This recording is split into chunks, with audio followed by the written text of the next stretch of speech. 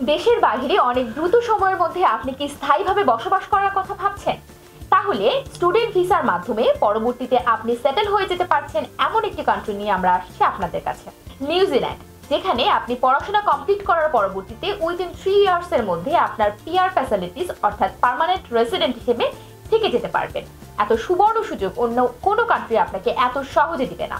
আজকে আমাদের সাথে আছে সেই নিউজিল্যান্ডেরই সদ্য ভিসাপ্রাপ্ত মুশফিকুল আলম ভাই। আমরা ভাই থেকে শুনবো ভাইয়ের জার্নিটা কেমন ছিল বা ভিসা পাওয়ার পরবর্তীতে ভাইয়ের অনুভূতিটা কি।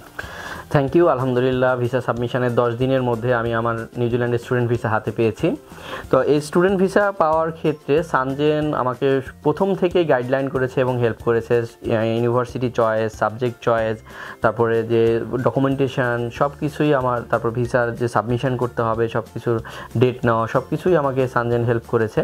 তো সব কিছু মিলে যারা আপনারা বিদেশে যাওয়ার জন্য চিন্তা করতেছেন বা সেখানে গিয়ে পোস্ট স্টাডি ওয়ার্ক পারমিট নিয়ে এবং পিআর নিয়ে থাকার চিন্তা করতেছেন, নিউজিল্যান্ড কিন্তু আপনাদের জন্য হতে পারে একটা বেস্ট ডেস্টিনেশন। যেভাবে আমি চয়েস করেছি আপনিও কিন্তু চয়েস করতে পারেন এই কান্ট্রিকে।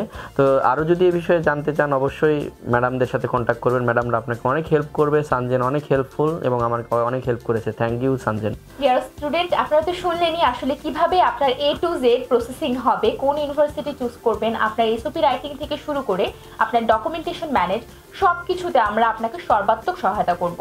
তাই দেরি না করে যদি নিউজিল্যান্ডকে আপনার গন্তব্য হিসেবে এবং পার্মানেন্ট সেটেলমেন্টের জন্য চুজ করে তাহলে দ্রুত যোগাযোগ করতে হবে আমাদের সাথে।